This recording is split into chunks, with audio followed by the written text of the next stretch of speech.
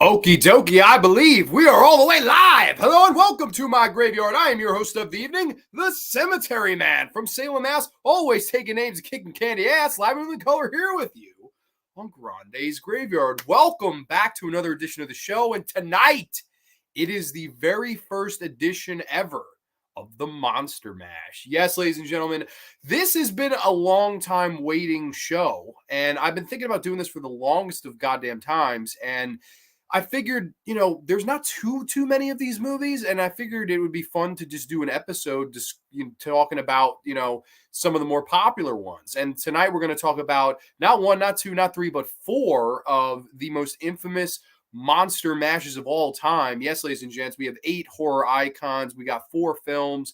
One show, one place, one time, and absolutely zero regrets. So I'm super excited tonight here on the Graveyard to bring you guys this Monster Mash episode of the show. We'll be discussing 4 films, of course: Frankenstein Meets the Wolfman, King Kong vs. Godzilla, Freddy vs. Jason, and Sadako vs. Kayako, live in living color here on the show tonight. And also, as a just desserts, I'm going to be bringing back the special guest booker segment of Grande's Graveyard back at the very end of the show to close the show. And what will we be special guest booking, you may ask?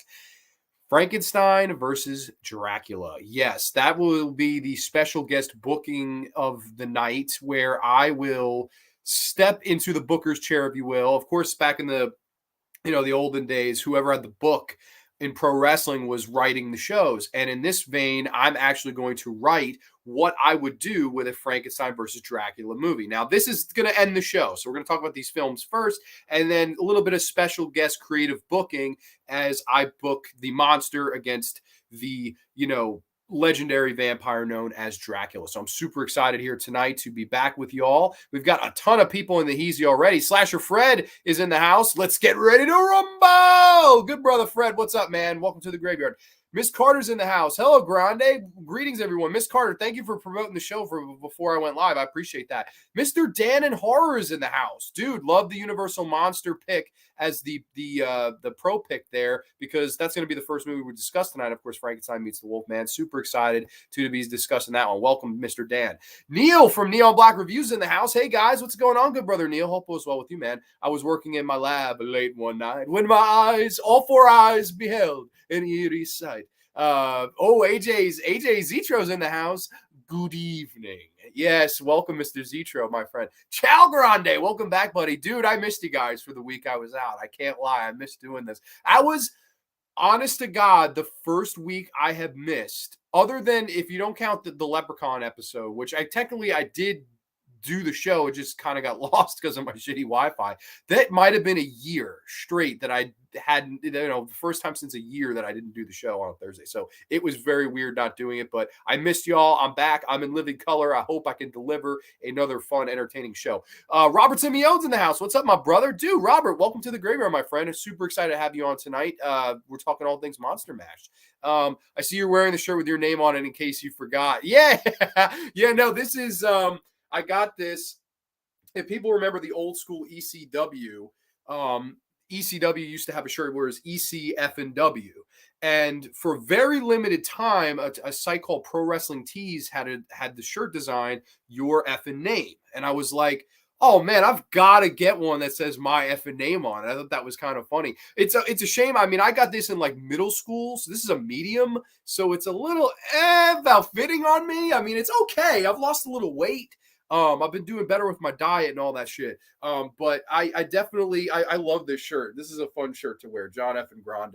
I don't know. I figured, I wanted to wear something wrestling related since we were doing like fight show. And I was like, you know what? I have a ton of wrestling shirts promoting other wrestlers, but if it's my show, why not put on the shirt with my name? I thought that was kind of meta, I guess. I don't know, but I don't know. I love this shirt. This was an old school. I don't think they even make these anymore.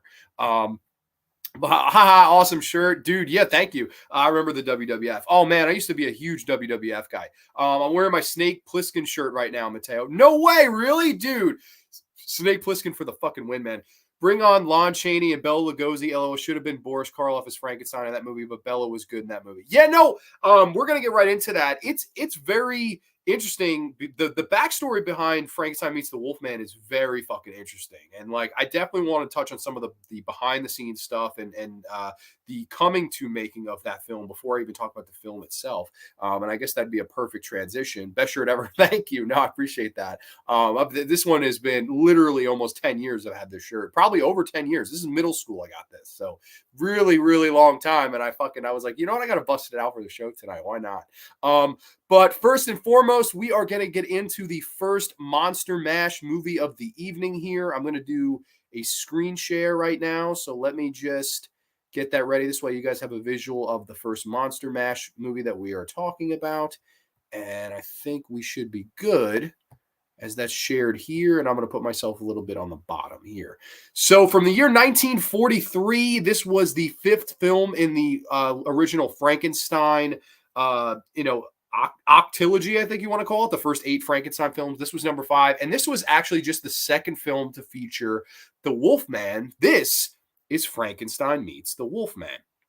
And this movie coming to be is in and of itself a fantastic, fun story. So basically, the initial idea was they wanted Lon Chaney to play not one, but both roles. They wanted him to be the Wolfman and Frankenstein's monster.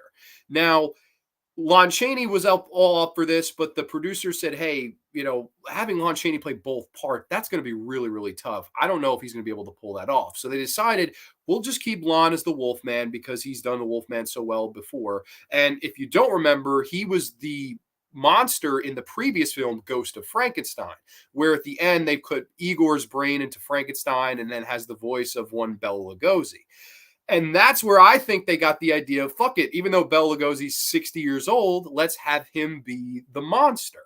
And that was the whole idea of why they brought in Lugosi. I believe Karloff, after Son of Frankenstein, never expressed interest to play the character again. Even in, Abbott and Costello Meet Frankenstein, which of all the movies and paychecks that Karloff passed on, that one was probably one of the biggest in terms of what money he would have made. But this movie right here, it's very cool to see Bela Lugosi step into the role of the monster because people remember he famously passed up on playing the monster in the original film because, of course, it had no dialogue. In this movie, though, he was supposed to have dialogue. And, of course, they test screened this for audiences, and the audiences laughed at Bela Lugosi's voice as the monster, and they cut all of his dialogue out. So Frankenstein in this film is blind and is doing the classic outstretched arms look. Of course, a lot of people, when they imitate Frankenstein's monster, they walk like this. They don't realize they're not really doing the Karloff. This is the Lugosi monster. A lot of people don't realize that cliche, but that's really who innovated it because he was supposed to be blind. He was supposed to be trying to sell that, okay, I don't know where I'm going. Blind person, or if you can't see, you instinctually put your arms out to kind of grab.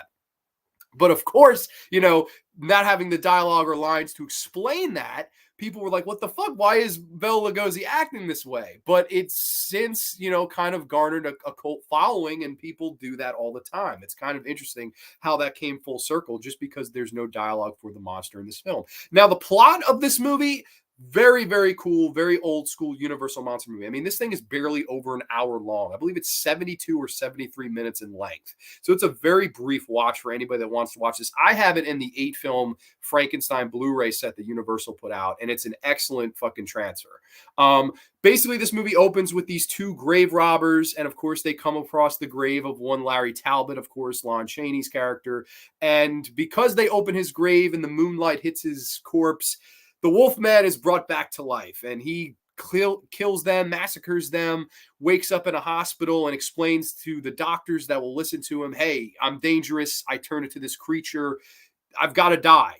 Basically, the whole movie is the Wolfman really just wants a death wish towards himself. He wants to die, so he will not hurt or harm or kill anybody else. And he, of course, there's some great classic gothic horror sequences in this movie where, of course, like I said, the opening, graveyard sequence is incredible. Of course, there's a great scene where Lon Chaney's Wolfman, he breaks out of this hospital and sort of stalks this police officer in the shadows. And it's so good how they build up this kill and build up the tension and pay off the execution of this kill. It's very well done. This is much more, and you'll see this as a common theme with these other movies as go on.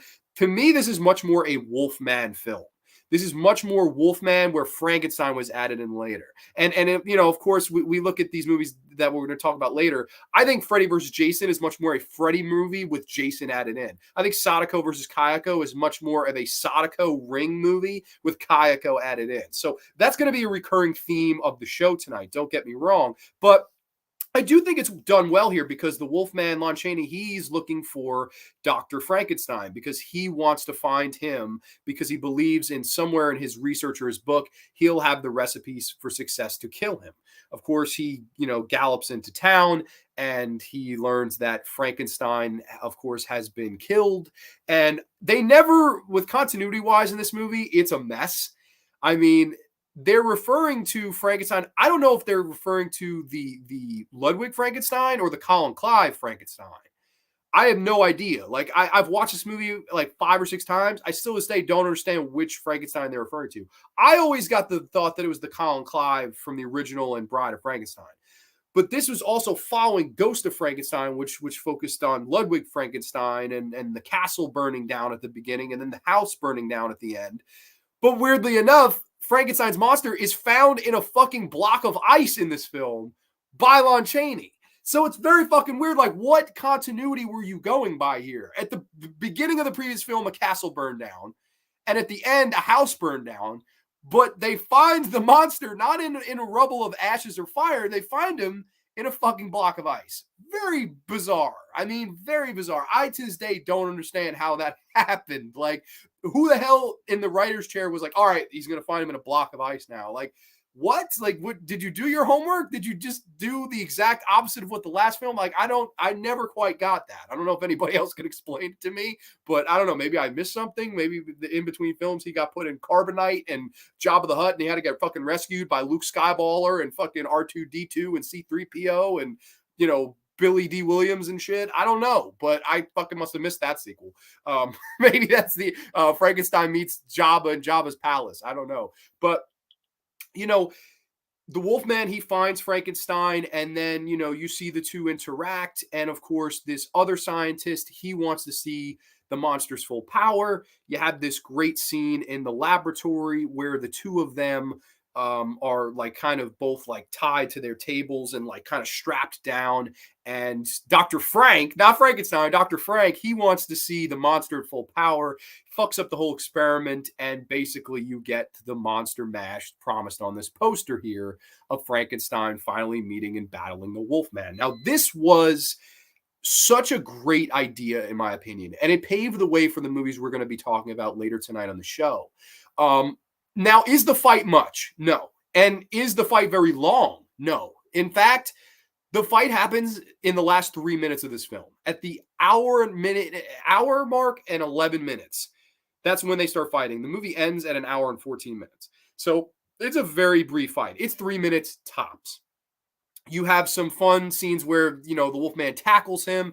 The Wolfman keeps jumping on some of the lab equipment, jumping on top of Frankenstein. You can see that Frankenstein is the stronger of the two, but the Wolfman has more agility and is jumping off and kind of doing like Rey Mysterio moves off the top rope, if you will. And Frankenstein's sort of selling it. But there's a really fun spot where Frankenstein sees the Wolfman is about to jump off another thing, and he grabs the bottom, pulls it out, and they do this great wire work where the Wolfman just goes flying across the room and just falls on his ass. Great spot. I love that spot. Of course, then the humans interact and kind of drown the monsters, and they're both presumed dead, and the thing kind of fades to black. Now, I don't know about that ending. I mean, I guess you had to find a way to end it, and you didn't really have a clear winner. I mean, the fight was just getting started when it's kind of pulled away from us. But that's kind of what Universal monster movies did, especially if you look at Bride of Frankenstein. The Bride of Frankenstein does not appear till the final 6 minutes of the movie. So, you know, a lot of these things, you get these promised things on the poster, Bride of Frankenstein, okay, all right. This is the last 4 minutes of the movie. This, Frankenstein Meets the Wolfman, okay, that's the last 3 minutes of the movie. So it's very much a true finale, ending with these big promises, as opposed to teasing them in the middle or you know, having a little bit here, a little bit there, spreading it out. No, it's really given to you at the end of the reel. But I think this movie is fantastic. I really like the uses of gothic horror. I like the old school Universal monster movie feel that this movie brings to the table. I think Lon Chaney absolutely steals the damn thing. He of the three big actors of Bela Lugosi and Boris Karloff, Lon Chaney is easily my favorite. I think he is fantastic. He steals this movie. There's a great scene where these villagers, it becomes like a musical randomly, and this guy is singing throughout the town, and Lon Chaney takes offense to one of the lyrics, and he gets up and he's like, "Don't talk to me like that. I am not a monster." And he gets very animated and upset. And I just love the way he sells. Lon Chaney was a fantastic actor, and I thought he brought a lot to these movies. And it was really cool to see him interact with Bela Lugosi, in this film. I think he did a really, really good job. Of course, in the previous film, Lon Chaney played the monster, and then of course Bela Lugosi played Igor. Flip it around, now Bela Lugosi is playing Frankenstein, and Lon Chaney back to playing his classic role of the Wolfman. So I don't know. I really enjoy this movie. Is the fight much? No, it's really not. But I guess it's 1943. You're not going to get much of that stuff. You can clearly tell it's a stunt double for Bela pretty much the whole time because, let's face it, Bela Lugosi was a 60-year-old man. There wasn't much he was going to be able to do physically. But of course, everybody, like I said, they remember the arms stretched out. They remember that gimmick. But I think Lon Chaney absolutely steals the movie. I think he gives a great performance. I really enjoy this movie. And it's one that I kind of go back and watch all the time. It's a perfect Rocktober movie, really fun, horror crossover, and a movie that, in my opinion, paved the way for horror versus movies, mashups, all that good stuff that we got years and years down the road. This is the pioneer. This is the one that kind of got that ball rolling. And forever, I will be, grateful to this movie for that. This is Frankenstein Meets the Wolfman. If I had to rate this out of 10, I would give this a solid 8.5 out of 10. I really enjoy this movie. Now, let me go back to comments here. Let's see. Oh, geez. Where was I? I don't want to, I'm trying to make sure I don't miss any. I think that this movie is the follow-up to Son of Frankenstein. It's actually the follow-up to Ghost of Frankenstein. I think it's Son of Frankenstein's third, Ghost of Frankenstein's fourth, then this, Frankenstein Meets the Wolfman, is fifth, and then this is also the direct sequel to the original The Wolfman with Lon Chaney. So this is Wolfman 2, Frankenstein 5, if you're keeping score at home. If you're not, don't worry, they weren't, because the motherfucker burned in the previous film and then wakes up in a block of ice in this movie. So they didn't give a shit about continuity. That's why I laugh when a lot of people go, oh, Friday the 13th, they weren't keeping any continuity. They weren't keeping any continuity in the fucking 40s either. So, and neither with Sadako and Kayako, and we'll get onto all of these. None of them keep continuity. So you might as well just fucking go with it and have a smile on your face. Frankenstein was blind in the other movie before this one, I think. Yes, he was. And they explain it in that movie. However, in this movie, when they cut out Bela Lugosi's dialogue, they don't really explain anything. So he's just walking around aimlessly, and they cut all of his dialogue out. If you watch closely, Robert, you can see there's scenes where Lugosi's mouth is moving, and they just edited out the audio. Very crazy stuff. And I don't know. And also, weird thing, in Ghost of Frankenstein, Bela Lugosi speaks. There's a point where he's speaking and has the Hungarian accent, and they kept that in the movie, but it's cut out here. So it's odd. I have a hard time really believing, okay, did people really laugh at this? Because it was kept in the previous film. I don't know. It's a very odd, I don't understand the continuity of this film at all, but if you think about it too long, it could hurt the movie. So I don't want to do that. The outstretched arms cliche drives me nuts. I don't think you're alone in that. It's funny. I have a picture of myself when I was a really little kid. I think I was like 5 or 6, and I'm doing the arms stretched out. So, I mean, even as a kid, it's something that I would imitate. So I don't know why it kind of strikes a nerve with whoever watches it, whether it's for a good reason or a bad one. I love how they brought Lon Chaney back to life. Dude, that cemetery scene is why I love Universal monster movies. It reminds me a lot of the original Frankenstein, where, Dr. Frankenstein and his assistant, they're in the graveyard and they're trying to rob just that gothic, eerie opening where you're just like, oh man, like this is why I love the era of 40s gothic horror. And that was even the 30s. This was the 40s, but they kept that same kind of feel. And you can tell it's a set, but man, it's a beautiful graveyard set. I love it. The Frankenstein monster is for sure better than De Niro's. Oh, of course. I would agree with that wholeheartedly. I like the scene where Leia breaks Frankenstein out of carbonite. Yeah, me too. And then makes out with him. There was an old Looney Looney Tunes cartoon called Hollywood Capers that had Frankenstein, the 1931 monster. Okay, that's interesting. I love Frankenstein. I did a marathon of a bunch of Frankenstein movies, but I don't recall seeing this one streaming. It is a part of the 8-film Universal Monster Frankenstein set. If you're interested in getting that, I have the Blu-ray of that, and it is fantastic. I think a lot of the other than the transfer for Son of Frankenstein, the transfers are all very, very good. I really like that set, and I got it for dirt cheap. I would sure love to see Gremlins versus Critters. That's one I'm surprised they haven't done. There's a couple, Chucky and the Leprechaun. I'm shocked they didn't do that, but the time to do that is gone because Warwick Davis. If it's not Warwick Davis, you can't do Leprechaun and Chucky. I know a lot of people over the years have wanted to see Michael versus Jason. To me, the ship has sailed on that. Maybe Candyman versus Pinhead. That would have been something interesting to see. I don't know. There's probably a ton of monster mashes that people, could think they could do that haven't been done. To me, the biggest one, of course, is the one we're going to book at the end, Frankenstein versus Dracula. That's the biggest one they never did. I mean, they really should have done that by now. I know they did one in the 70s, but it's really not what it's advertised to be, and it's sort of a piece of garbage movie, so that's why I want to rebook that one. The Horror Boy, good brother Nate's in the house. Dude, I was talking to you yesterday. What's up, man? How's everything going? I know you've been watching X-Men like crazy. Welcome to the graveyard tonight, man. Love the monster movie. Watch every one. Yeah, no, me too, and that's why I was excited to do this as a show. Haven't seen this one yet, but I've heard nothing but good things about it. Believe it or not, of these 4 movies I'm talking about, this is the highest rated one. This is the only one rated above a 6 on an IMDb page. So very interesting. The rest of these are 5.7 or lower. So these don't seem to be the most popular movies in the world. But I mean, I don't know. It's just an interesting point I wanted to make. Definitely got to check it out sometime. Dude, please do. Dan, thank you for joining the show tonight. Lon Chaney is underrated by many, I think. I would agree with that. Like, I always remember his performance in Spider Baby, which was a film that came out in the late 60s, and it had like Jill Banner and Sid Haig in the film. And it's a great little movie. It was directed by Jack Hill, who had made a lot of blaxploitation films after that. It's movies like Coffee, stuff like that with Pam Grier. I really like his performance in that movie. Basically, Spider Baby he's trying to keep these 3 mentally deranged kids that he takes care of from keeping these people that want to buy their house, and he's trying to keep them from killing them.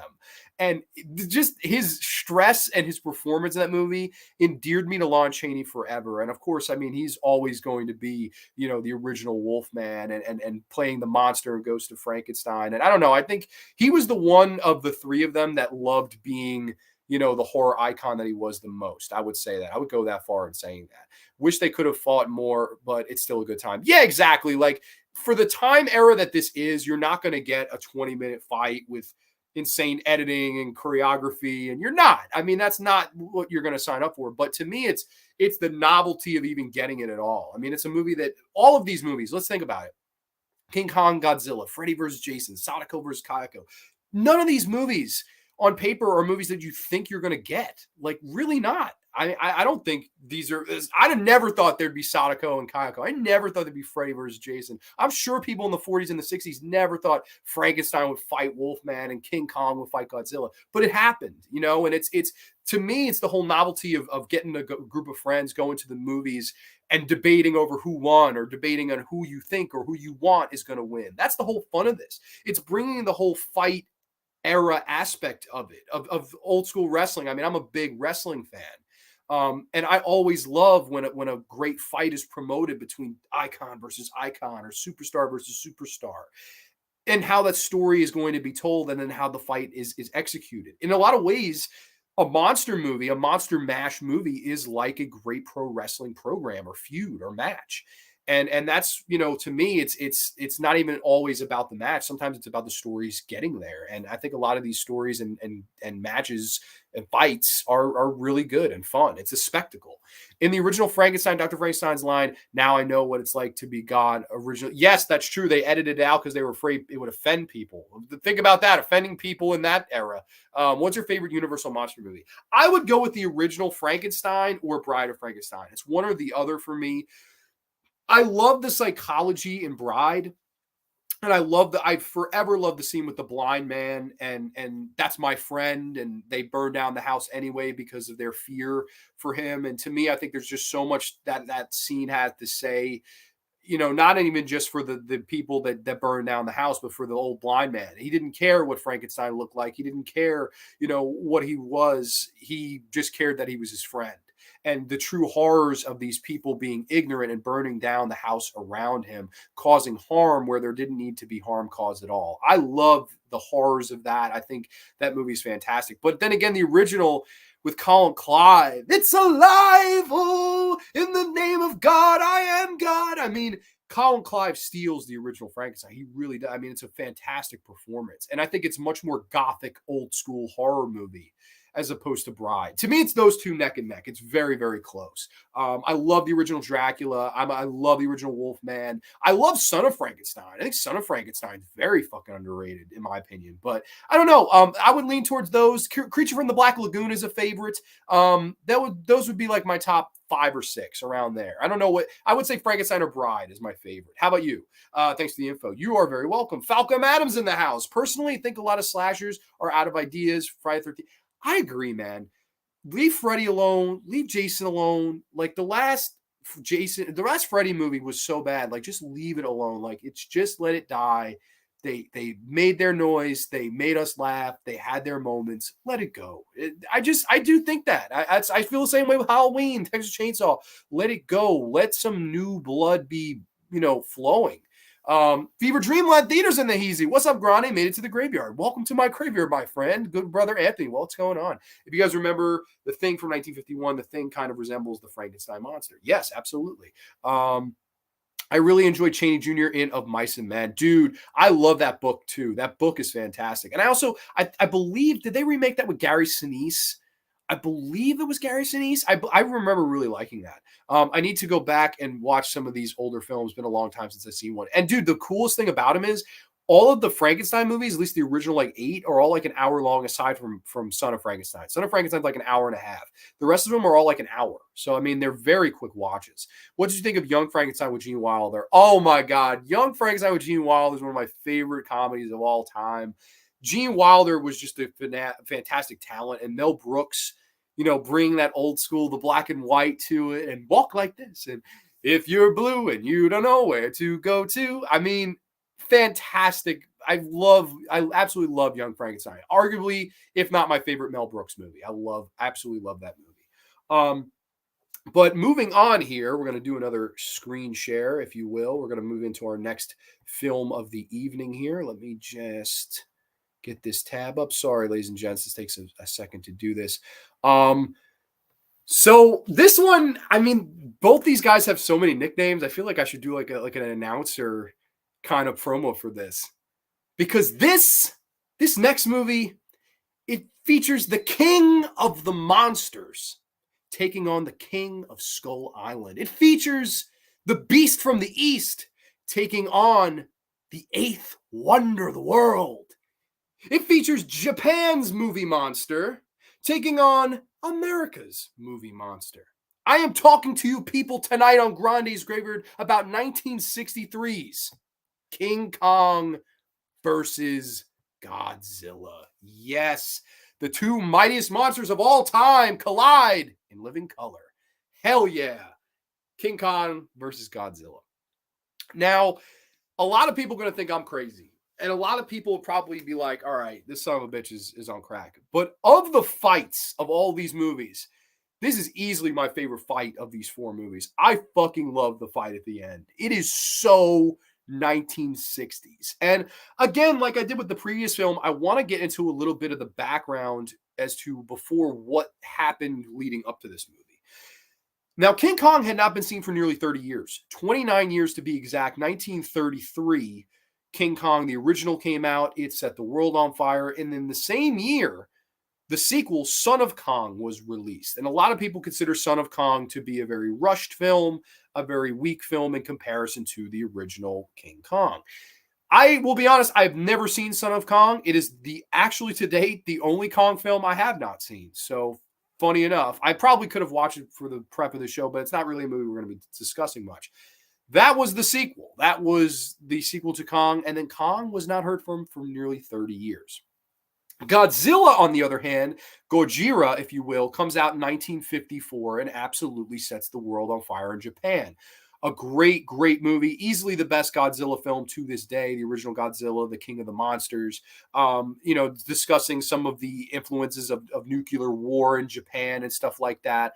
And man, I really love the original Godzilla. However, the sequel comes out, and like Son of Kong, sort of disappoints. Godzilla Raids Again is remembered by most to be a very fairly boring Godzilla film, where I believe I forget who Godzilla fights.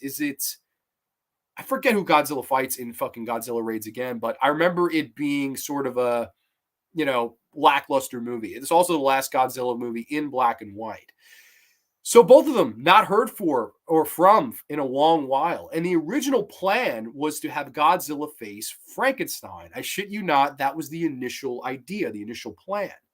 And they decided to do away with that because, hey, Frankenstein's just a normal man. Godzilla is a giant monster. We should, if we're going to do anything here, we should have Godzilla fight another giant monster. And somebody in the studio said, hey, why don't we go meta with this? Why don't we have our monster that represents Japan in the East take on the American monster from the West, King Kong? And they bring King Kong into this film. And in my opinion, you have the greatest monster mash fight of all time. I love this fight. And don't get me wrong, like, is Freddy versus Jason more gory, more better choreographed? Absolutely. But this fight right here is just everything I love in an old school, monster mash, old school, horror movie. And this is fantastic in my opinion. Basically tells the story of, these people that work for like a pharmaceutical company, and, they're upset that Godzilla is taking away their fucking ratings, I guess. Godzilla is accidentally released from an iceberg. So funny enough, I mean, in the previous film, Frankenstein's monster was released from this iceberg or this block of ice. In this film, Godzilla is released from the block of ice. Although this did keep with continuity. Godzilla Raids Again, it ends where Godzilla's frozen in the ice. So at least this one kept a little bit with the continuity. Whereas King Kong, they find him on a totally different island. In this film, it's not Skull Island, I believe. I forget the island that it is, but it's a different island. They send these two guys from this pharmaceutical company to go find Kong, and they eventually want the two to do battle. Now, King Kong also battles an octopus in this film, and it looks basically like a giant fucking saran wrap monster. I shit you not. Like, if you watch this movie, it's an awkward fight between King Kong and the octopus, but it's fun nevertheless. I mean, it's fun, and they kind of put King Kong to sleep. They let him start roaming around. He's causing destruction. He destroys this subway at a point. He takes this one woman hostage, just like in the original, and climbs the structure. I mean, they try to keep consistency with the King Kong character, while Godzilla, in the meanwhile, is just destroying everything in his path. And then we get the ultimate interaction between the two. There is a tease in the middle of the film where they interact, and Godzilla seems like he's getting the better hand, and Kong kind of scampers away, realizes, okay, I'm not ready for this yet. But the final fight in this is why I love Monster Mash movies. And I think it is one of my favorite fights of all time. And is it for the choreography? No. It's just because of the heart of it. It's such a fun fucking fight. They basically have King Kong strapped up to these like wires after they kind of knock him out, and they drop him in on Godzilla. He tumbles down this fucking mountain and just wham, takes out Godzilla, and they just start fighting. They're throwing rocks at each other. Godzilla, swings his tail, hits one of the rocks back, and hits Kong, and Kong is kind of scampers back. Godzilla's using his classic atomic breath, and Godzilla and King Kong has no answer for it. It is a very fun start to the fight. And Godzilla is kicking his candy ass. Godzilla is beating him over the head repeatedly with his tail and trying to bury him in the rubble. He then starts a fire around King Kong, and you're thinking, oh my God, is this the end for the mighty Kong? Is the eighth wonder of the world not enough to beat the king of the monsters? All of a sudden, a bolt of lightning hits King Kong. And they do this kind of blue, life spark throughout King Kong's body. He gets up and just absolutely goes ape shit, no pun intended, on Godzilla. Gets him down, ground and pound, just beating the hell out of him. Great stuff. Godzilla knocks him down, and then Kong grabs a tree and starts shoving it down the throat of Godzilla. I mean, it is such a fun fucking fight. It's a great back and forth. Then the two kind of start battling around this building. They're destroying the building, miniatures, all this stuff. The two kind of grab each other, tumble into the water. And, these people, all these photographers are taking pictures. Oh my God, who won? Who won? We only see Kong resurface. He swims to the shore and we hear both of them roar. And the film sort of ends. They presume that Godzilla's dead, but maybe, just maybe, he might have survived. Who knows? But this is why I love Monster Mash movies. And this is probably my favorite movie of these four that we're talking about here. And I think a lot of reasons for that is the idea to bring one, country's monster against the other. I mean, Frankenstein Meets the Wolfman, it's America versus America. Freddy versus Jason is America versus America. Sadako versus Kayako is Japan versus Japan. This bringing Japan against America and to divide people that were going to the cinemas to see this. People in America, oh, fuck yeah, I want King Kong to win. People in Japan, fuck that shit, man. I want Godzilla to win. He's our guy. That's our guy right there. Dividing the people. And in Japan, this, of all of the Godzilla films, which there's been over 20 Godzilla films now, this has still been the very most seen and attended Godzilla film to this day. No Godzilla film sold more tickets than King Kong versus Godzilla in Japan. And that's incredible to think about because Godzilla had a lot of opponents. Godzilla had King Ghidorah. Godzilla had Mechagodzilla. Godzilla had Mothra, Rodan. So many great opponents for Godzilla. Biollante, Destroyer. So many great opponents. But the king of fucking Skull Island drew the most money as his opponent. That says something because that's Japanese culture. And they yet came to see their Japanese monster taking on the American monster in King Kong. That's why I love horror. It's why I love cinema.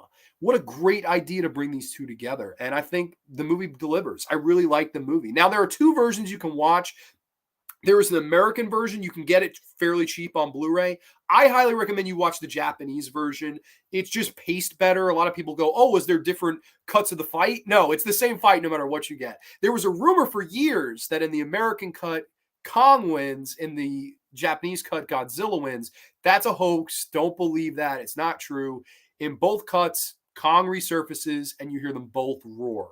That's the only real difference that you hear in this. You hear Kong roar first in the Japanese version, then you hear Godzilla. In the American version, they both roar, even though Godzilla is nowhere to be found. So that's how they kind of do that. But for what it's worth, I don't know. This one, maybe for nostalgia reasons, I love the fight. I love the idea.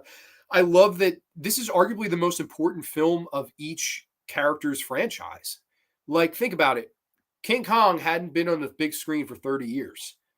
And then, all of a sudden, this is the number one movie in Japan when the year it comes out. It's the number one Godzilla movie in terms of attendance ever. And, Godzilla hadn't been heard from since Godzilla Raids Again. And then the following year, they do Godzilla versus Mothra. And then Godzilla was off to the races in the original era. I mean, they did so many. Godzilla versus the Smog Monster, Godzilla versus Megalon, and they did Godzilla, Terror of Mechagodzilla. They did a ton of Godzilla movies. And then, of course, King Kong being in this. And then they did King Kong Escapes, the two Toho movies. And then, of course, King Kong is remade in the 70s, remade by Peter Jackson, rebooted over and over and over again. But dare I say, I don't know how long Godzilla or King Kong's lifespan would have been if it wasn't for this movie. It's now remembered as, the effects aren't good. A lot of people remember this movie as that.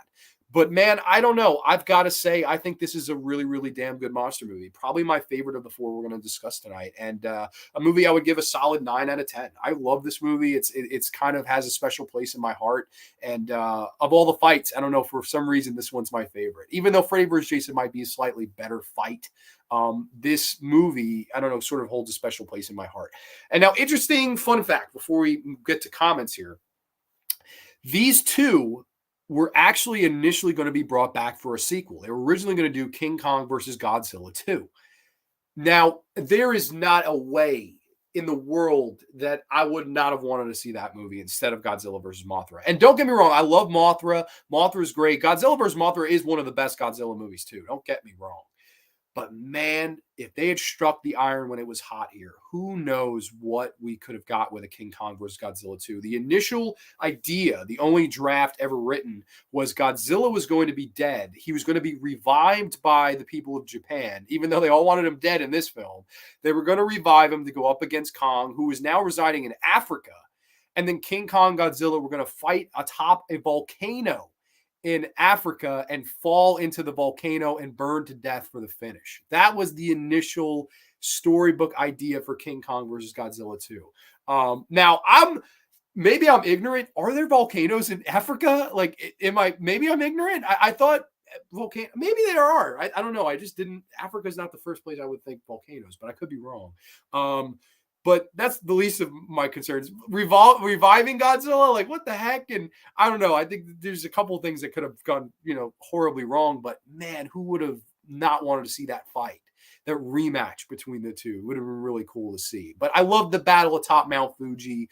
King Kong versus Godzilla from the '60s is arguably my favorite King Kong or Godzilla film. I mean, it's right up there. I mean, I love the original King Kong, Godzilla, probably the best for both of them. That's two franchises where I think the original movie has yet to be surpassed.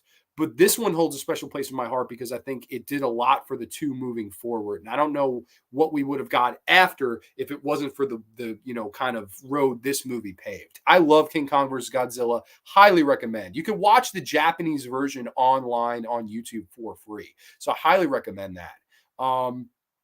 Let me see. I think we were here. One of the classic Godzilla movies I have is seen as Godzilla versus Mechagodzilla, where Godzilla takes on the pre-Terminator version of himself. Yes, and I believe most of those movies are free to watch on YouTube. Criterion uploaded them. Cool enough. You're correct, Grande. They did 3 versions of Mice and Men, and Gary Sinise is in it. Okay, cool. Yeah, I thought so. That's the version I've seen. It's very good. Used to get pumped up when this came on TV. Dude, me too. Like, there's something about the old school monster mashes that just can let you allow yourself to be a kid again. Like, even if it's for the hour and a half or whatever, it's just, it can allow you to kind of turn back the clock and relive a part of your childhood. And that's another big reason why I love it. And horror can be nostalgic. But these monster fights, these dream matchups, there's just something special about them. The horror classic Rear Window came out in 1954 with Raymond Burr as the main antagonist, who later appeared in the American version. Yes, they had him kind of plugged in the American version, which I always thought was very odd. John Steele's in the Heezy, throwing the thumbs up. John Steele, good brother, welcome to the graveyard. See, I agree. I think King Kong vs. Godzilla 2 was a movie we really should have got. And I'm sure they thought about it, but I know the biggest complaint people have with this movie is the design of King Kong. And I agree, King Kong does not look great in this movie. But I mean, that is what it is. I mean, it was Toho's King Kong, and they couldn't get the exact rights to do the stop motion like they did in the original King Kong. Of course, the only stop motion in this movie is the classic Godzilla drop kick, where he jumps back on his tail and drop kicks King Kong. He kind of tumbles backwards. That's the only stop motion used in the entire film, funny enough. But yeah, no, I agree. Sequel would have been great. I love when Universal Studios had the original King Kong section that was part of the tram tour before it was accidentally burned down. Yeah, no, that was cool back in the day. I remember they had the Kong ride and it would like breathe like banana scented breath onto you. I mean, those were the days. I think now don't they have the Peter Jackson one now? Like, it's like the Peter Jackson 3D ride, Universal. I'm not positive. And I know not every Universal's the same, but sorry, I needed a drink desperately. But yeah, no, I'm not sure what rides they have at Universal anymore. It's been, I wasn't to Universal since I'm a kid. I mean, it's been like a long time, but I absolutely love that movie. That's an awesome one. But moving on here, we're going to share the screen again. We're going to get our next tab up here. It's been a fun show so far. Let's see. Next one from the year 2003. So fast forward, 40 years? Yeah, 40 years down the road, we get the long-awaited Freddy versus Jason. Yes. Crazy. So this is, again, I mean, for somebody who grew up with both of these franchises, and even though the ending of Jason Goes to Hell with Freddy's glove grabbing Jason's mask, pulling it under the sand, it's not a movie I ever thought I would see. Not a movie I ever thought we were going to get. And I know a lot of people's biggest gripes with this movie are the story. The story is rather forgettable. It is rather weak. And I know there was a ton of drafts. And the main one being, it was going to start off with Freddy and Jason in hell. and the devil was going to tell them, hey, you've been my two greatest killers for the longest time. I'm going to send you back up for about a week, and whoever has the highest body count after a week is going to be staying on planet Earth and can continue to kill. The other one will join me here in hell. And then they were going to do this whole meta ending where Pinhead from Hellraiser was going to see them. It was going to end in a tie, and he was going to say, gentlemen, what seems to be the issue here? That was the initial, and I think that sounds on paper a lot better than the movie we get here. But that's not to say that this movie isn't fun either. And I know, we mentioned continuity of Frankenstein Meets the Wolfman, and these two series are no, strangers to bad continuity, whether it be Elm Street or Friday the 13th. But to me, it's amazing that this movie even exists. And I got to say, if you watch this movie, turn your brain off and enjoy the shit on the screen, you can really have a fun time with this movie. And I'm sort of in that class of people. I have a fun time with Freddy versus Jason. Basically, the story is Freddy is no longer considered to be scary or threatening anymore, thus taking away all his power. They treated Freddy like he was some sort of a disease. Thus, he kind of gets forgotten and erased. And all these kids are actually being prescribed Hypnosil. This is, in this world, they believe in Freddy Krueger being alive, and they take and treat him like he's a disease. I thought that was an interesting idea. And of course, he gets to Jason and takes the form of his dead mother and says, Jason, the kids of Elm Street have been bad. Tell him Freddy sent you. And basically, Jason starts killing off people. And then thus, Freddy is being credited for it and can return to his full strength form. And then towards the end, you get, of course, Freddy is ripped out of the dream world and we get our fight. Now, okay, the story, while it could have been better, I also dare to say I think this could have been way worse. I really do. I rewatched this a couple nights ago. I really think this could have been way fucking worse. I do. Like, I know a lot of people, they hate this movie. I really beg to differ. I think this could have been a lot worse than, the movie that we get. Is the movie that we get anything spectacular? No, but the fight scene at the end is Freddy versus Jason, and it is gory, and it is a damn fun fight. My biggest issue with the movie is the casting of Jason. And I was talking about this in the last episode of The Graveyard. Of course, I thought this should have been Kane Hodder versus Robert Englund. A lot of people were upset with Bela Lugosi being the monster in Frankenstein Meets the Wolfman. I'm 10 times more upset about Ken Kersinger being Jason as opposed to Kane Hodder in Freddy versus Jason. That's just my opinion. But I see where those people are coming from too, because obviously, it's a similar issue to have. Robert Englund, of course, championed the role of Freddy, and Kane Hodder had championed the role as Jason and played Jason the year before in Jason X. And instead of getting him, Ronnie Yu, the director, picks Ken Kersinger to try to create this kind of big man versus little man. And, towards the end, I always saw this as Jason is the babyface at the end. Like, she even throws him his machete out of respect. I was always like, I guess Jason's the babyface here. Like, I mean, they never say it, but it's weird because Jason kills almost everybody in this movie except one person. But he's sort of the babyface at the end. I don't know. I always thought that was kind of odd, but I don't know. Maybe that's just me. A couple comments. I liked Freddy versus Jason. I do too. I like it too. I noticed the opening of Freddy versus Jason is sort of a version of the opening from Friday the 13th 7. Yes, it is. They go through some of the series and stuff like that. And I thought it was a smart opening. I like the opening. I think Robert Englund as Freddy Krueger nails it in this movie. I wanted Freddy to have a decisive victory. I did not get that, unfortunately, but still the fights were very cool. A fun movie overall. I agree. I think it is a fun movie overall. And the fight is fun. I mean, when they're fighting and slashing each other on the deck and Freddy is taunting him and you can dish it out, but you can't take it, can you? That's good stuff. I like the fight in the dream world where he's using Jason as a ping pong ball. And then, why won't you die? And of course, the water comes around. Jason's afraid of the water. And Freddy kind of pierces the young child version of Jason, which is like Friday the 13th Part 8, where he reverts to the child form. You do see Jason as a child, almost like a prequel scene. And he's at Camp Crystal Lake getting bullied. And Freddy's fucking one of the counselors. Sorry, one of this bitch is dead on her feet. Very funny. I watched this. I rewatched this. It makes you realize how great Robert Englund was as this character. Like, he was so damn good as Freddy Krueger. That's why it's like, you never can replace him. You just can't. Like, he's too good. I do like some of the dream sequences in this. I think another big problem with me, like my biggest problem with Freddy is in this, I don't think Freddy got to kill enough people. I get the whole idea in the beginning was, okay, I'm not strong enough. So Jason has to do the early work. But there's a scene where Catherine Isabel, horror royalty, of course, from Ginger Snaps and American Mary, she is being stalked by Freddie. He has her in this kind of, locker. He opens up, he's ready to kill her, and Jason steals the kill away. And I guess the whole idea was, oh, well, that's to get Freddie mad at Jason. No, like you should have had Freddie kill her off. You should have had Freddie kill more than just the one person that he kills, because the one kill he gets in the bathroom, that bathroom scene is really good. I mean, it's arguably the best kill of the movie. It's a really good scene. I don't know. I think Freddy's carnage count should have been upped in this movie. That's if I was booking.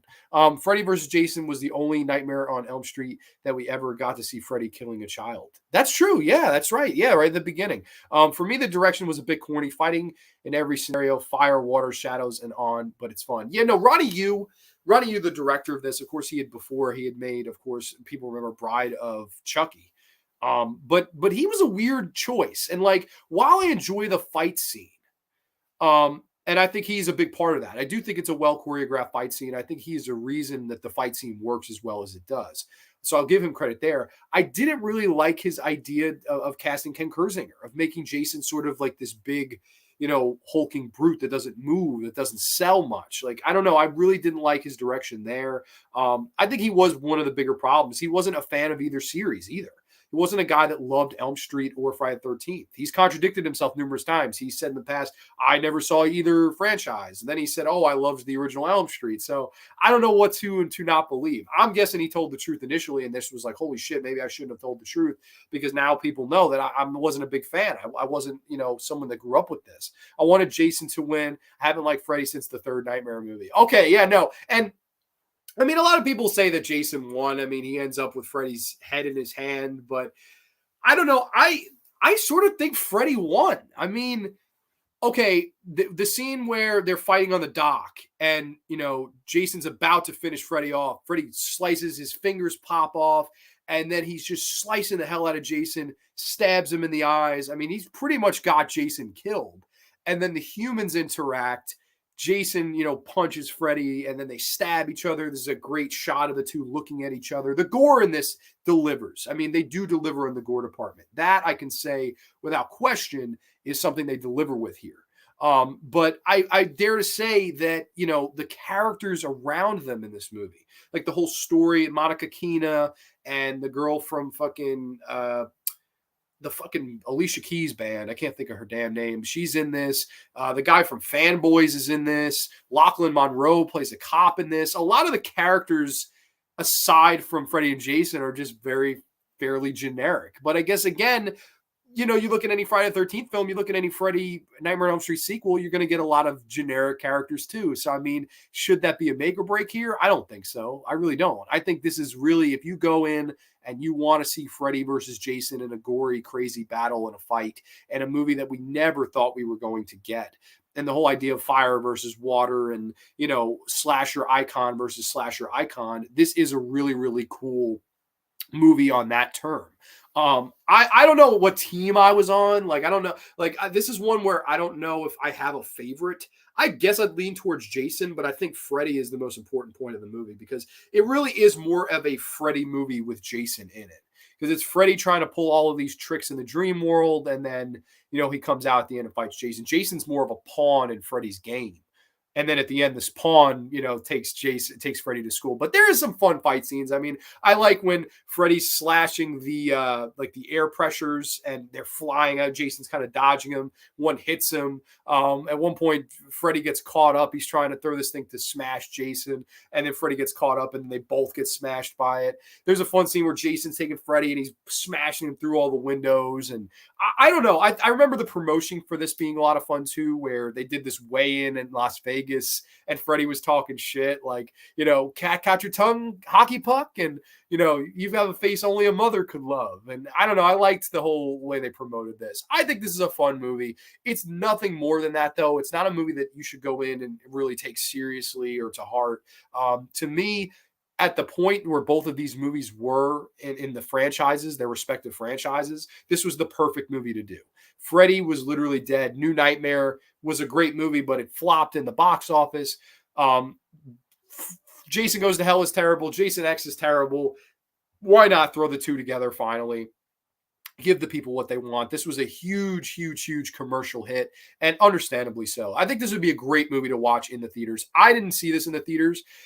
I think I was like 7 when this came out. So, I mean, I was really, really rather young. I mean, I couldn't see this in the theater unless I was with an adult. So, take that for what it's worth. But this is a fun movie to watch with a bunch of friends and stuff like that. I enjoy it.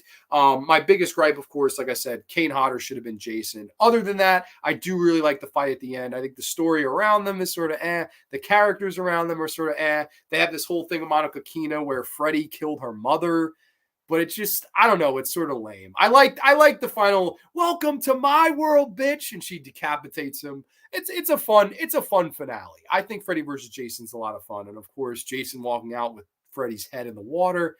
Freddy gives a little wink, and then, we never get the sequel. I know for years there were comic book adaptations of this. They wanted to do Freddy versus Jason versus Ash and have Ash go over. That would have been really cool to throw Bruce Campbell in the mix. Maybe get Kane Hodder back to play Jason and then, throw Bruce Campbell in there. And then you have those three. I mean, how much fun could that have been? The boomstick versus the machete versus the glove. That would have been a lot of fun. And I know there are comics of that. So for what it's worth, I don't know. I think that would have been really, really cool. But I don't know. I like Freddy versus Jason for what it is. I never really got the overwhelming hate that the movie sometimes receives. I think it's a fun time. I really do. Not my favorite versus movie in the world, but one that for diehard 80s slasher fans, it's the movie. It's the dream come true, if you will. And Freddy versus Jason does deliver on a lot of fronts, in my opinion. But that is Freddy vs. Jason. If I had a rate out of 10, I'd go like 7.5 out of 10. Maybe even an 8. I would say 8 out of 10. Freddy vs. Jason's like an 8 out of 10. It's a fun movie. Let's see. Kelly Rowland, that's it. She's the one making fun of Freddy. She's calling his dick small. And Jason's got this big old, and Jason slashes her. And that was a funny scene. Like, it does have, I think the beauty of this movie is it has a nice sense of humor. I think that's a big, like, what turns me back to it. It's not taking itself too seriously. Same thing with the following film we're going to talk about, Sadako and Kayako. That movie has a nice sense of humor too. I think Freddy vs. Jason comes down to Team Freddy or Team Jason. For me, not enough Jason. See, I think Jason kills too much. I think it's too much Jason killing. Like, there's not enough Freddy kills in this movie to me. Like, I would have, if I'm booking this, I'm having Freddy killed the same amount as Jason, and then the final showdown being the tiebreaker. Like, that's what I would have done. And then maybe they kill each other, they wake up in hell, and, Pinhead, gentlemen, what seems to be the issue here? I mean, it's a tie. That would have been something really cool. And it would have been a decent way to have them fight. Like, okay, you've killed X amount of people, I've killed X amount of people. Now we have to kill each other because one of us has to stay down, one of us gets to stay up. That would have been something. But I get what they did here. I mean, it's not the worst. Like I said, it could have been worse, but it could have been better. So it's one of those kind of movies. But I lean toward the glass is half full. That's a perfect way to describe Freddy vs. Jason. The glass is half full. We got this movie. It's fun. It's entertaining. That's it. Like, it doesn't have to be anything else to me. Sup food. King Nee Gore's in the easy. Gory Corey. What's up, my friend? Welcome to my world, Pandejo. What's up, brother? Good to see you on the show tonight. My bro got the Tom Hanks haircut. Yo, no, this is a bad haircut. I told the son of a bitch, do not take too much off on the top. And motherfucker scalped me. So I was pretty fucking pissed. But I mean, it is what it is. That is the worst $30 haircut I ever fucking got. And I took 2 lollipops despite that motherfucker. But that is neither here nor there. That was the shitty haircut I got over the weekend. So, I mean, it is what it is. Or in the meantime of doing this show from the previous show. But there is, let's see. Jason did all the killing. Freddy had to do all the talking. Yeah, I guess. Yeah, no, that's a good way to think about it. I know I've heard people defend that. I just think, like, okay, there's so many cool things you could have done with dream sequences in this. Because think about it. Nightmare on Elm Street, aside from that shitty remake, which I hope we're all in agreement is shitty by now. Like, does anybody really like that movie? Like, if you do, I'm sorry. Like, that's one movie I don't understand why anybody likes that remake. Like, I think that is one of the top 10 worst movies of all time. It's that bad. This is the only Freddy Krueger movie in the post-2000s era where we have Robert Englund playing Freddy. And, like, what could you have done with, like, some of the special effects and stuff like that with some of the dream sequences? There's a dream sequence in this where Freddy turns into a giant worm and, like, jumps down the throat of this stoner and possesses him. Okay, that's never been done in a Freddy film. The CGI worm looks like shit. I mean, some of the CGI in this movie did not age well. I mean, it's almost 20 years old. Isn't that amazing? This movie's almost 20 fucking years old. That makes even me feel old because I was around 6 or 7 when this came out. So, I mean, go figure. But yeah, no, I agree with that. I definitely think it's Jason doing all the killing, Freddy doing all the talking. You're right. But I don't know. I would have just maybe even a massacre scene where somehow all these kids get drugged or all the kids in the coma that were in the coma. Maybe Freddy, you see them all like getting stabbed to death and shit. He's going just racking up the bodies. I don't know. I would have thrown a little bit more of the carnage count for Freddy. That's all I'm saying. I just think that could have been something you could have improved on. Yeah, no, bad haircut. I love the fight scenes at the end too. I think of the 4, this is easily the most gory of the fights. It's the most 80s, even though it's 2000s, but these two were born in the 80s, so it's kind of, that way. I mean, the hockey mask Jason is 1982, the Freddy glove is 1984, so these two were born around the same time, at least that classic iconic designs. And I think the fights are really good. Shitty remake. Yeah, I agree. And it wasn't saying that Jason got thrown around hitting pipes and other stuff, and he was still walking after that. Yeah, no, they really, both of them beat the fucking shit out of each other. I love that. My favorite part of this whole movie is when Freddy is swinging the machete and the glove at Jason. He's like, you could dish it out, but you can't take it. And he's stabbing, beating the fuck. Like, I love that scene. And then he stabs the eyes of Jason, and he goes to finish him off. I mean, great stuff. I think that part of the fight is absolutely tremendous. I really, really like that part of the fight. I like this movie. I really do. I just think like some of the story to get there, it's like, I mean, it is what it is. But, overall, I like the movie. The glass is half full of Freddy vs. Jason, in my humble opinion. But rounding things out on Grande's Graveyard here tonight, this is from the year 2016. So this one's only like 6 years old. This is easily the most recent movie we have on this list. This is Sadako versus Kayako. Yes, of course, Ringu versus Ju-on, the Grudge versus the Ring, all of this wonderful stuff. And, going kind of full circle with this too, because all of these movies up to this point, we talked about them before. We talked about the Frankenstein movies before, the King Kong movies, Godzilla, Freddy, Jason, Wolfman, all that stuff. These two franchises are the most interesting when it comes to what came before as to what led up to this. And of these 4, to me, I still can't believe this is a real movie. This all started as an April Fool's joke.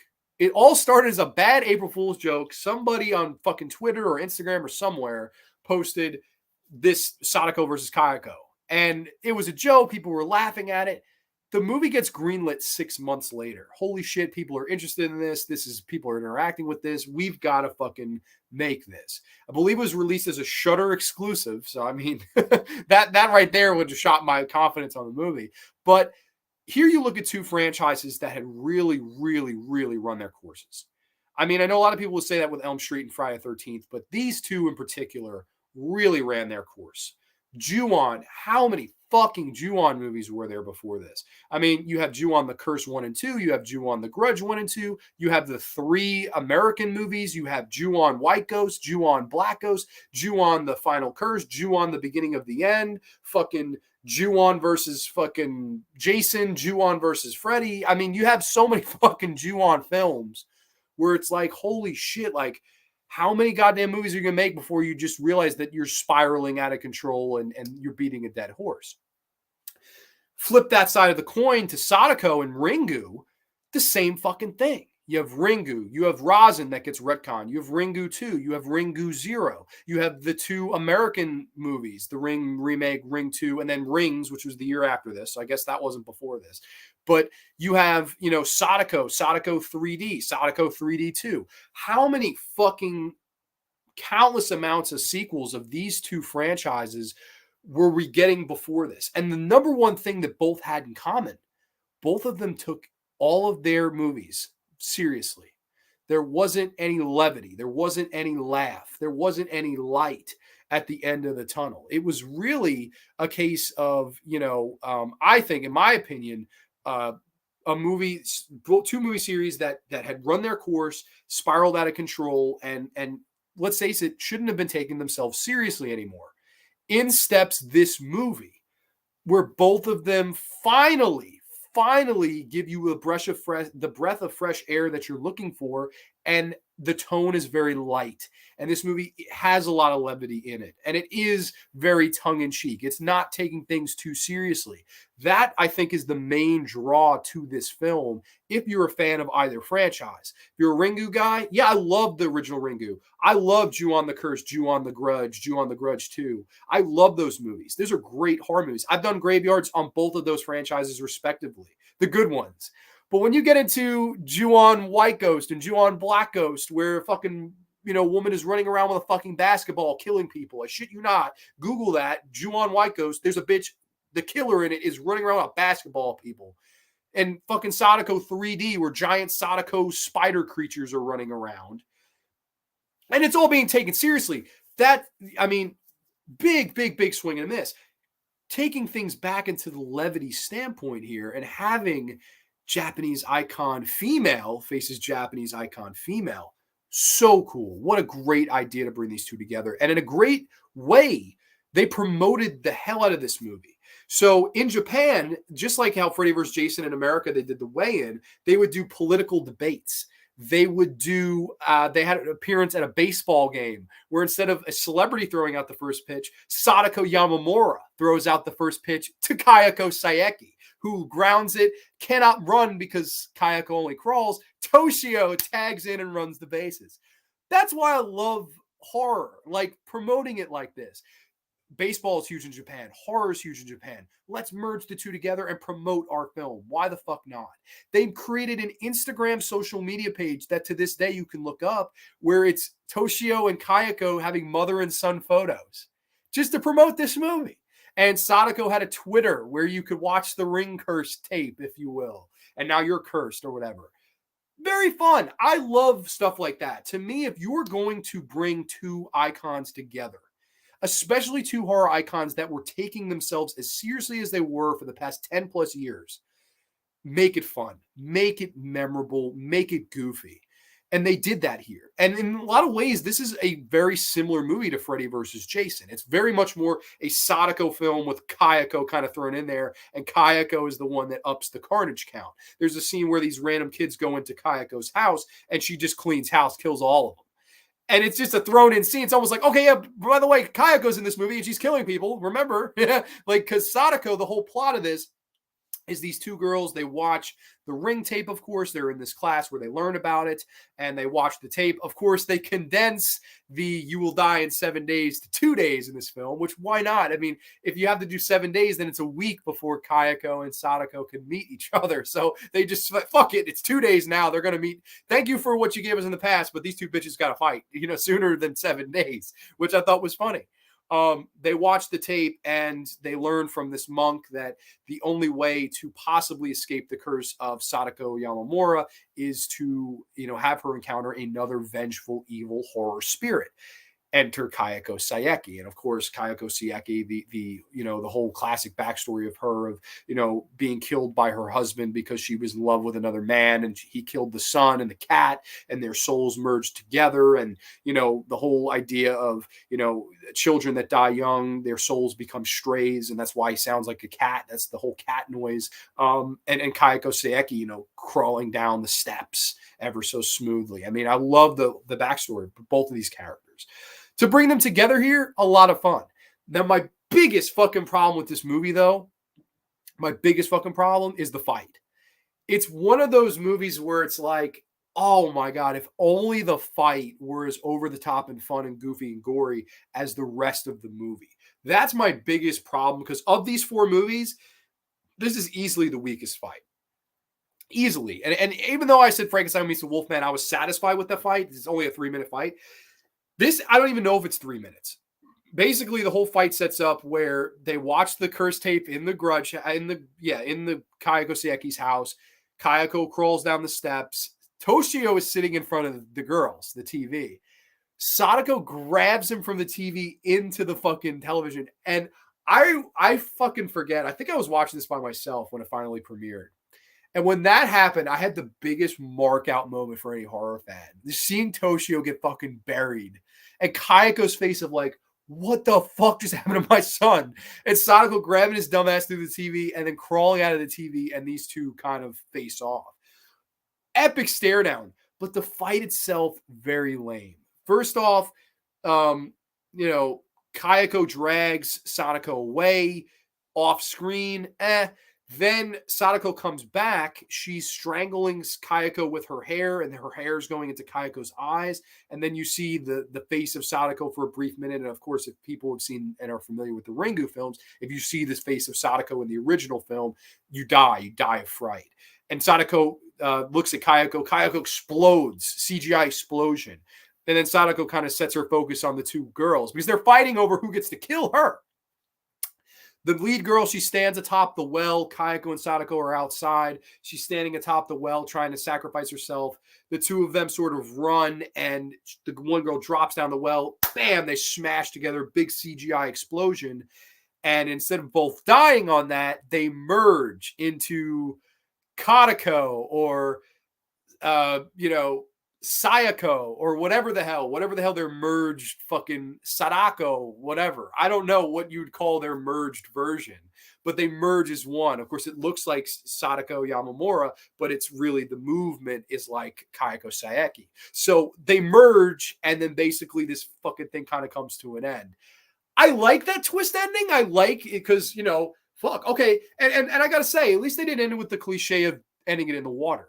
Because look at these three previous films. Frankenstein Meets the Wolfman, King Kong vs. Godzilla, Freddy vs. Jason. All three of them end in the water. Frankenstein Meets the Wolfman, they get drowned. King Kong vs. Godzilla, they tumble into the water. Godzilla presumably drowns. Freddy versus Jason, they both end up in the water where Jason's walking out of the water with Freddy's decapitated head. So there's no water in here, even though the well is in the way, but, at least they're fucking on land when this movie ends, I guess. I don't know. I appreciate this movie up into the fight. I just wish the fight would have been longer. If you watch the trailer to this, they have this fun, like, cheesy rock song. It almost feels like a promo for a pay-per-view main event for WWE. I just think with all the promotion that went into this and all the fucking hype and the jokes and the laughs and the levity, this fight should have been a little bit longer. It should have been a bit more over the top. In 2016, I expect a little bit more out of an end fight as opposed to what I did in 1943. Now, a lot of people probably say, hey, you're a hypocrite if you don't like this movie because the fight's not as good, because you look at Frankenstein Meets the Wolfman, that's a 3-minute fight. This is like a 3-minute fight. I'm not trying to be a hypocrite. And I like this movie. I do. I think it's an important movie in both of those series because it finally, like I said, it changed the tone. But for that matter, I got to say, of the fights, this is the one I was the most disappointed with. That's just me, though. I'm sure there are people that will love the fight, think it's great. I just think, after all that hype, this could have been the best fucking fight of all time if done right. And with the CGI and the over-the-topness, it could have been a lot of fun. But that being said, this movie does deliver the goods. And I think, the tone and all of these things, it was an important movie in both franchise. To me, it proved that even old school horror that is spiraling out of control can be brought back if it's done goofy, fun, and kind of, tongue-in-cheek way, winking at you as they're doing the things they're doing. That's just my opinion on this movie. I really like it. I would say like a 7 out of 10 for me. I like Sadako versus Kayako. Like I said, not the greatest movie in the world, but at the same time, it didn't have to be. It's just one of those where you look at both franchises, this thing kind of was just fun. And I love the way they promoted it. And I don't know, for me being a diehard fan of both franchises, like I'll be honest, I'm a big Ringu guy. I'm a big Ju-on guy. I would say I'm team Sadako because I don't know, like Freddy vs. Jason, I guess I'm more team Jason, but I watched that movie and Robert Englund steals it for me, so I don't know. Like, I guess I'm more of a Jason fan. King Kong, Godzilla, I love them both again. I guess I'm more of a King Kong guy because I'm from America. I mean, I grew up more with Kong than I did with Godzilla. Not to say I don't love Godzilla. Wolfman and Frankenstein's monster. I guess I would say Wolfman. So I'd say of these four, what team I'm on, I'd go Wolfman, King Kong, Jason, Sadako. That would be my four of picks, I guess, if you will. But I don't know. I'm a big Japanese horror guy, and I'd like to do more Japanese horror on the show down the road. One Missed Call is a series I've been thinking of doing. I'd love to dive back into the works of Takashi Miike. I think that would be a lot of fun. So I don't know. There's always things you can dive back into with Japanese horror, but this one in particular, really fun stuff. But let's get to comments here. I think we were here. Jason and Freddie ending up in hell taking on Pinhead. Now that conclusion would have been awesome. Yeah, I agree. I think that would have been a really fun way to end the movie. If you're going to be meta, why not be extra meta? I think this is the only Ring or Grudge movie that I haven't seen. Really, dude, highly recommend, because I'm sure if you've seen all of these movies, especially the later Ju-on films, like they just become so bad. Like to me, Ju-on White Ghost and Ju-on Black Ghost and Ju-on Beginning of the End, like those movies are terrible. Grudge 3 in America, terrible. Like to me, it's Ju-on The Curse 1 and 2, Ju-on The Grudge 1 and 2. Those are the best Grudge movies or Ju-on movies. And then Ringu, I like Ringu 0, and elements of Rosin and Ringu 2. That's about it. The American remake is solid, but that's about it, like with Ring movies. I've noticed that the original Japanese version of The Grudge is kind of anthology horror movie. It has many different stories. I guess you could say it's slightly anthology. Basically what it is, it's all done out of order. It's actually like Pulp Fiction. It's exactly like Pulp Fiction. Like one story happens and it's like towards the middle of the film. Then you do 8 years earlier, this story happens. It's a lot like Pulp Fiction. Ju-on. And it came around the same time, around 4 years later. So, I mean, that makes sense. 2009 movie Orphan has a reference to Ring 2 during the final confrontation. The female antagonist calls the female protagonist mommy, and she angrily replies, "I'm not your fucking mommy." That's the American Ring 2, if I'm not mistaken. The Naomi Watts Ring 2. Never saw this movie. Is it a Japanese movie? Yes, it is a Japanese movie. You can watch this on YouTube as well. I believe it's like an hour and a half, somebody asked, hour 37, I think. I watched it 2 nights ago. So if you have Shudder, you can watch it for free in HD with subtitles and all that. So it's worth the watch. It's a fun little movie. In The Ring, the American version, I love Samara's creepy song. Yes, and that's right. In the American version, she's Samara. That's right. See, it's funny. I'm so much more familiar with the Japanese ones. And Ringu, the girl in the well, was killed by her foster father, and in the American version, she's killed by her foster mother. That's right. I've seen 1 out of the 4. Thanks for this episode, dude. You're welcome, and stick around because we're gonna do quick booking of Frankenstein versus Dracula. What do you call an animal that preaches nonviolence yet is also a gangbanger? A hippocrypt. Oh, okay. I didn't see that joke coming. Oh shit. But all right, so. Wrapping things out here tonight, we are going to book a Frankenstein versus Dracula movie. And in that vein, I'm going to share the screen here because we have a little bit of a cool little poster here, which I adore this poster. It's a lot better than the fucking movie itself. Let's share this screen. I just want to see how this looks. See, it's not the whole thing. I'm not sure how I would get the whole thing, but this is Frankenstein versus Dracula. Yeah, no, this is kind of a shitty screen share. I guess we can just do this. Now, a long time ago, like early towards the beginning of the year, of all people, Ty Junba Films reached out to me and he said, "Hey, man, I'm having a hard time here. I want to rebook Frankenstein versus Dracula because that's the movie horror fans have wanted for 91 years or so. And, it's never been done right. It's never really been done aside from that one movie in the 70s. And it was barely really a versus movie. So it got me thinking. He asked me, he said, "What would you do with it?" And I texted him, but I also put it on my phone notes. So I was like, fuck it. I could just read my phone notes of how I would book this movie. So I guess here goes nothing. So I would say maybe the story could be slightly meta. Let's say it's been 91 years. Dracula isn't as strong as he used to be. Nobody cares about him being a threat. This angers Dracula and he wants literal blood now. Meanwhile, the monster's been lurking underground, staying out of the public eye, and many believe him to be dead and buried. And even though he's keeping a low profile, and everyone thinks he's gone except for this little girl that occasionally visits him in the town. Dracula then goes on a killing spree. He starts killing all people in the town, and this leads him to killing the child that keeps visiting Frankenstein. Frankenstein finds out about said child dying, and this is when the kid stops visiting him. He comes out of hiding and keeping the low profile in a fit of rage, killing people left and right. Then you build that tension to the ultimate boiling point where the two both fight to death atop a castle, and that's how I'd book it. So I'd reference that these characters aren't as popular anymore because let's face it, they're not. Frankenstein, Dracula, they're not as popular 91 years later as they were in the 1930s when this probably should have been made. Let's be honest. But give it new blood, give it feeling, and most importantly, you have to give this heart. Frankenstein's monster is going to provide the heart. Dracula will keep it cold and keep it horrific. That's at least how I would book that movie on paper. And now the fight. Now, how I book the fight? Because I sat down. I said, man, I got to go full out with the fucking spots in this. Dracula dominates in the early going, ragdolling the overzealous monster with ease with his sort of like force powers. Dracula can taunt the monster, and I thought this was fun. A kind of call back to the original Dracula, where Dracula can taunt the monster with verbiage saying, "I know how much she meant to you. Do you want to know whose name she screamed before I bit her?" Laughs, children of the night, what music they make. Of course, harkening back to the original Dracula from 1931, Bela Lugosi's classic line, the children of the night, what music they make. I thought that was a perfect, like, we're calling back to the movies of yesteryear that inspired the reasons that we're here. We can call back. But again, this is my biggest point to a lot of people. You still have to be your own movie on your own 2 feet. It's fine to pay homage to yesteryear, but you shouldn't be ripping off yesteryear. So to me, putting that verbiage in there kind of winked to the past and acknowledging what those movies used to be and how important they were. This angers the monster, and he grabs Dracula by the throat. He slams him repeatedly over his head on the concrete. A bit of back and forth then arises where Dracula thinks he's thrown the monster off the castle to his death. He takes a ghouly gander over the side where the monster is nowhere to be seen, smirks thinking it's over. Then the monster appears behind Dracula, tackles him off the roof, and the two go off of the castle top roof down to a church below that's in a part of this castle.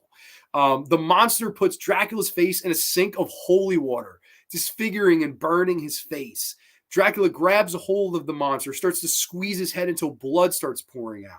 He then goes for the bite, but the monster manages to use his strength, pushes Dracula off into a giant fucking cross. And then, where were we? The cross falls off, crushes Dracula. He lays there lifeless, seemingly defeated. The monster notices the toy that the little girl used to have over on the floor. He marvels at it, sadly walks towards it. Dracula leaps up and bites the monster on the neck. The monster drops to a knee and starts to pass out. Dracula wipes the blood from his mouth, stands seemingly victorious. The monster rips out his own throat. Gore shoots in every direction. We get some Quentin Tarantino gore here. Just pull and just crazy practical blood squibs. This insinuates that the monster ripped out his own throat, not to be infected to become the vampire. The two stand off, Dracula in shock at the monster's resiliency and fight. The two lock up. Dracula seems to overpower, but the monster turns and slams Dracula on the cross. He then crucifies Dracula, and the infamous vampire screams in pain. As one last act of physical power, he removes the roof's tiles, and the building starts to collapse on itself. This church will collapse on itself. So Dracula is going to be literally crucified on the cross and then staked through the heart. But his last act of kind of physical power brings this whole church down on Frankenstein's head. Thus, both of them literally and actually killing each other, at least in my version. You don't have a winner. They kill each other. Then the following morning occurs. The monster is found in the rubble. Both are found dead in the rubble. Where both are found dead, the monster has the girl's toy in his hand. So that would be how I would book it.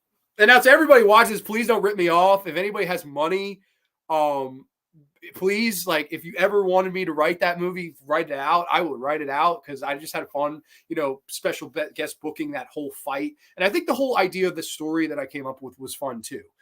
Okay, because Frankenstein always did have that little bit of heart to it, right? Like the original Frankenstein, I always harken back to the girl that the original Frankenstein's monster kills. The little girl, and they're throwing the lily pads and the rocks into the pond, and he throws her in and accidentally kills her. 91 years later, now Frankenstein is actually being friends and not hurting anybody. He realized that she has now been hurt, and he is now in the position that her father and all the angry villagers were in the original Frankenstein were. He wants Dracula's blood. I thought that would be a really cool way to come full circle. 91 years later, this character has evolved. This character has changed. This character still has the heart of yesteryear, but it's changed a little bit. And Dracula, I think you keep Dracula blood cold. I do. I think Dracula is clear-cut heel. Frankenstein's monster, clear-cut babyface. And that's how I think. I know people, you fucking wrestling mark. I am. I love pro wrestling. That's how it's done, at least to me. Could you do heel versus heel? Sure. Could you do babyface versus babyface? I don't think so. Not with horror. At least I don't think you could. I don't. Maybe somebody could book that. I don't know. Not me. I think you have clear-cut heel, clear-cut babyface. You have both of them get their fucking spots in. You have both of them bleed crazy buckets of gore. You have the classic Gothic aesthetic and setting of a church at the end, and of course the Gothic castle rooftop. You're paying homage to these eras. You're having this blood gory fight that it should be in 2022 or wherever year down the road. If 2031, that would be the craziest. 100 years later, that would be something. The movie 100 years in the making, that would be something. But I think, and adding that little heart where Frankenstein was really doing it for this child, and Dracula kind of taunting him about it, and then the two of them just absolutely fucking murdering the hell out of each other. And then being found in the rubble, of course, what the monster was fighting for, it's in his hands. He didn't die for anything. He didn't die for nothing. He died for her memory. And then, of course, Dracula, the ultimate heel, the ultimate baddie, getting his comeuppance, hung on the cross like Jesus Christ himself. Very poetic to me. And that's how I would book it. Now, a final two things. If I'm booking this, people may ask, who would you have play both? Who would play the monster? Who would play Dracula? The monster, easy, very easy for me. It is going to be none other than the fucking legendary Javier Bardem. Javier Bardem is going to play the monster, and I'd have Christian Bale play Dracula. I think the two of them could pull it off. Bale has pulled off being a great villain in the past. I know he's going to be the new villain in the new Thor movie. He was great in American Psycho. There's no role where that guy really can't pull off. And I think he'd be a tremendous, tremendous Dracula. He'd probably get really into the role and start fucking flying around as a bat at night, biting kids on the throat. But Frankenstein's monster, I think Javier Bardem can add so much to that, because that guy can sell so much without saying a damn word. Like his character in No Country for Old Men, the best scene in that movie to me, his character, he blows up the car and he's limping, walking through that store looking for the medicine. Just the look on his face, it sells the whole story of what he's going through to try to get Josh Brolin's character. I think those two actors could pull this off crazy. As for who I would have directed, I don't really know. I don't know. I would love to write it. I don't think I have the money or the time or the talent to direct it. Let's be honest. I've never directed anything. But writing wise, I think I could pull this off. Like I could write a whole script out of it. And big body count, big gore, big heart, big horror. That's just what I would do with this. I don't know. That's just my kind of booking for this and how I see it. But that was a fun. I don't know. It's just fun to kind of do fantasy booking like that. What about Dracula versus Wolfman? How I would book that, or what would I think if they made that? I don't know how I would book it. I would have to sit there for a while and think about it. I would be all for it if they did it. I don't know if they would. I don't even know if they'd ever do Dracula versus Frankenstein again, to be honest. You can get the full image. Just right click on.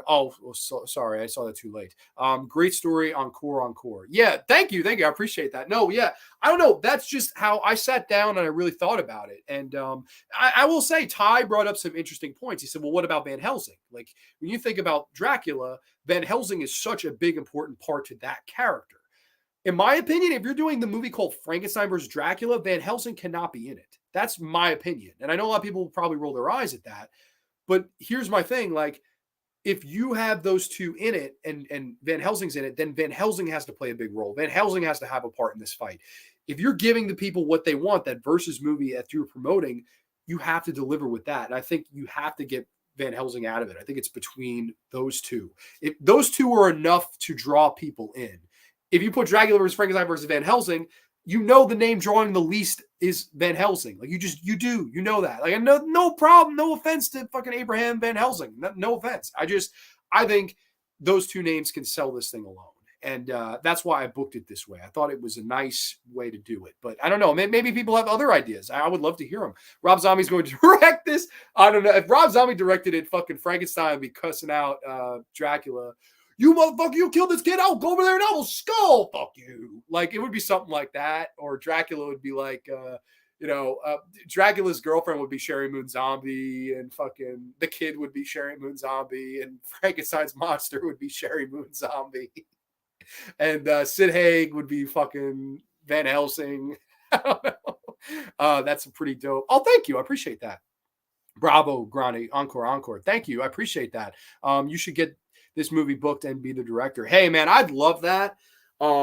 It's funny. Like, there's so much like I'd love to, if I had the money and the time, the talent. I mean, that's what it comes down to. Like people always say, I don't have the money or the time, and I don't. I don't. Maybe I have some. Maybe I could fund some of the fucking money. Like I'm not poor, but I'm not rich either. So I mean, and to do a movie like this right, I mean, you need hundreds of millions of dollars to make this thing work. Like you do. In my opinion, you do. I mean, to get Bale and Bardem to sign on, you're going to need millions of dollars right then and there. Then to film on location, you're going to need millions of dollars. Like it's so hard to make a movie. But hey, man, I can dream, right? I could totally dream. The Followers Home Video sends a pumpkin. Welcome to the graveyard. I don't know if you're a first time watcher, but thank you for watching the show tonight. Monster Squad vs. Goonies would have been lit. Oh man, that would have been something. Wow. Did you see if Monster Squad was more successful? Maybe they would have done that. I don't know. I think Chucky and Leprechaun was one they totally could have done in the late 90s. Like I would have took Chucky and Leprechaun in 1998 instead of Bride of Chucky. I would have took that. I agree Van Helsing would be too big for the character to include in this. I agree. I just like, to me, if you're doing those two versing each other, just have them verse each other. Like why the fuck throw Van Helsing in it? That's just me though. Would you make this movie black and white, or would you make it like the 1930s or 40s? I would totally, you could set it in the 30s or 40s. I don't know if I do black and white. I might do a couple scenes in black and white to be like stylistic, like maybe the opening in black and white. I know that it's funny enough, they did that in Van Helsing, the fucking Stephen Sommers movie. They do the opening scene in black and white and the rest of the movie's in color. I don't know. I mean, you could do it in black and white, but then again, if you want a brutal, gory fight, I think it's more effective in color. That would be an on-the-spot shot call for me, Robert. I don't know. I guess for right now, I would say color, but I don't know. Who's to say? I mean, they could do certain scenes in black and white. I think that would be something cool. You just play around with it. Could possibly be done in comic form nowadays. My story I just told you could easily be done. It'd probably be more realistically possible to do that in a comic book form. Granted, I don't know anything about, writing a comic or producing a comic, but it could definitely be done in that type of form, I think. Very much more realistically and likely than it could be done in a film. The film, like I said, a lot of things would have to come together. But I hope if it did, they would call me. But if anybody watched this, please don't rip off my idea. If you have money or the time, just give me a call. I will help you out, and I'll go from there. But yeah, no, this was the Monster Mash episode of Grande's Graveyard. I hope it was a graveyard smash. I really do. But this was fun. I mean, we talked about 8 horror icons, 4 movies. And I don't know, I have fun pretty much with all these movies. These are all 4 movies that I can get enjoyment out of in one way or another. And it was cool to hear that Mateo had only seen one of the 4, so maybe he'll go out and seek one of these movies. I believe you can watch King Kong, Godzilla, and Sadako versus Kayako on YouTube for free. So that's easy then and there. I'm not sure about Frankenstein Meets the Wolfman. I'm not sure if you can watch that free anywhere. But I watched that on my Blu-ray. LMAO Laundromat Horror Movie. Oh, is this Gideon? I didn't know this was Gideon. I had no idea this was you. Dude, what's up, man? Of course. That's our dream project, me and you, man. I promise. If we ever got that off the ground, you would be with me. Great stream as always, John. You the man. Thank you so much, brother Neil. I appreciate that. So we're going to wrap the show here. Next week, I believe we're going to be back with an Insidious retrospective. So that's what I'm leaning towards right now. I'm not 100% positive that's what we're going to do. I have another idea for a show on the back burner, but I'm not sure. Right now I'm leaning towards Insidious, but like I said, we will see. I also have to reach out to good brother Fever Dreamland Theater. I wanted to talk to him about a possible episode down the road. But everybody, thank you so much for joining. If you catch the show after, let me know. Comment down below what your favorite Monster Mash movie is of all time. And, let me know who your favorites are. Totally let me know. But that is going to be all for the show tonight. Everybody, thank you so much for watching. It was a very fun return to the show. Sorry about last week. I promise I will try to be around as often and as fun as always, if you will. But thank you so much for watching, everybody. Stay safe. Have a beautiful, long 4-day weekend. We will catch you next time only on The Graveyard. Too sweet. Peace. We'll catch you next time.